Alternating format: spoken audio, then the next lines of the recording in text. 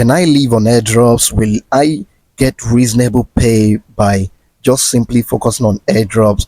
Can I go ahead and resign my job and focus on airdrops, since many big guys are making it big on the Web3 space through airdrops? I'll be answering that question, and the major reason I'm actually bringing these questions right here is because I've been receiving some of them, and I deemed it fit to actually bring it right here so every one of us can learn one or two from this. Remember, as you're watching, to like, share, and don't forget to subscribe to this channel. If this question has been boggling your mind ever since, you will be getting direct answer right in this video. And here are a few things I would likely say before I answer the question directly, right? And the first thing I would like to say is this: you need to understand what airdrops are. Airdrops are simply, in a very much maybe simple term, they are simply rewards given for participation in a project. It may be in a new project, it may be in an existing, because we have existing projects also running certain airdrop campaigns from time to time. So you need to understand that particular fact. And the second thing I would like to quickly point out is that for as long as Web3 space is concerned, airdrops will always be alive and they will always be there. So you need to understand that for a fact. Now, another thing you need to note is this: the global population currently on the Web3 space. Now, when I'm saying Web3 space, I'm not only saying airdrop alone, no. In fact, literally everybody on the Web3 space currently are not doing airdrops. Now, currently, the percentage of people focusing on blockchain technology or the Web3 space are just less than 10% of the global population. You can go and check that on Google and verify all the statistics that I'm giving you by yourself. Imagine we have just less than 10% of the global population right in the Web3 space, and yet majority of them are not even part of airdrops yet. In fact, not even up to 1% are doing airdrops. So that's to show you that you're still very much early if you're into airdrops, or if you're thinking, or if you're asking this kind of question, and you've actually asked the right question. Right now, another thing you need to take note of is this: airdrops have proven over time to be one of the easiest and better ways projects gain more audience.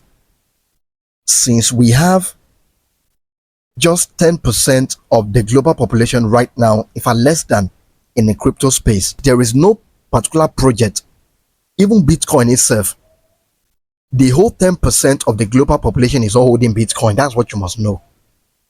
Now, how can even this 10% of the global population pay little attention, not to not talk of the other 90% that have not even gotten to know anything about crypto, or probably they've been hearing and they've not gotten in?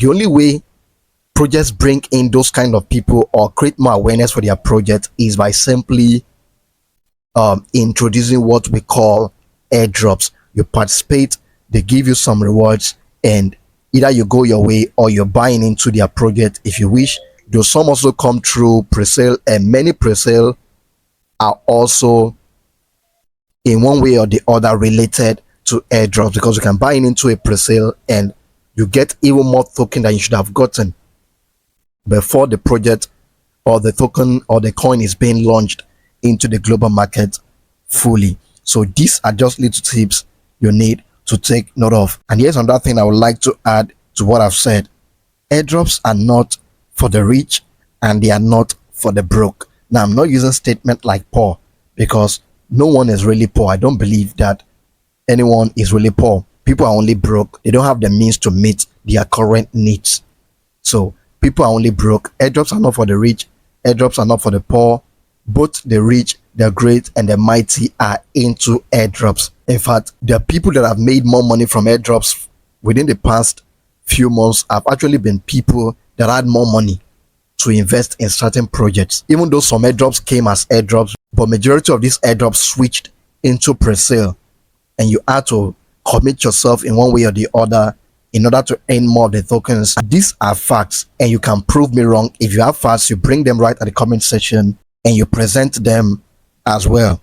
And here is another thing you need to take note of. Airdrops are simply for everyone willing to put in the required work. The rich make more money from airdrops than even the broke, which is what I just said right now. And let's just go straight into the question. Can you really make airdrop your only primary source of income? My answer is simple: yes and no.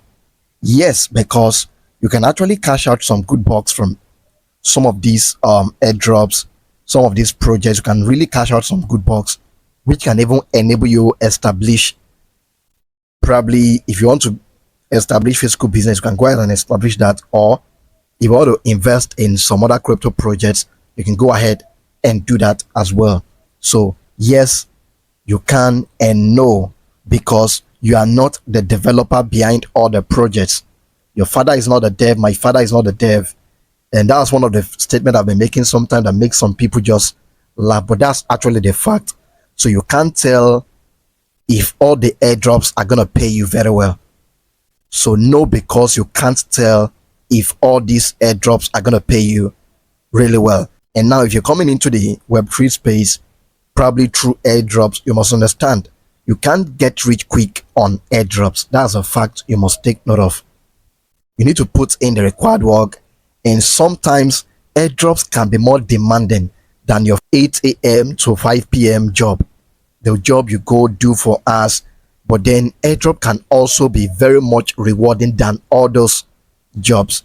And here's why I said that. You can grow on whatever you're doing on your own, but you can actually grow on whatever you're helping someone else to do, especially whatever you're helping someone else to do that is not helping you learn something. You actually need to be watchful and, if possible, see how you can dissociate yourself from such.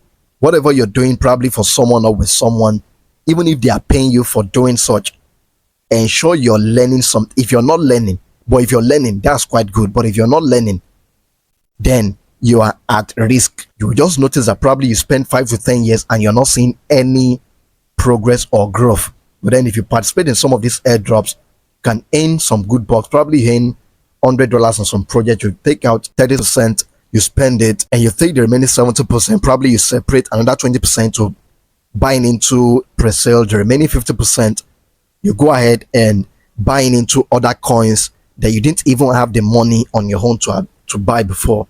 And by the time those projects or coin grows, you take profit and you make more money. So you can see that it is actually very much easier to build your portfolio by simply participating in airdrops. And yes, just as I said, you need to put in the required effort or work. And you must know that you can't actually be doing airdrops. You can't even be asking this question if you're not willing to give it full attention.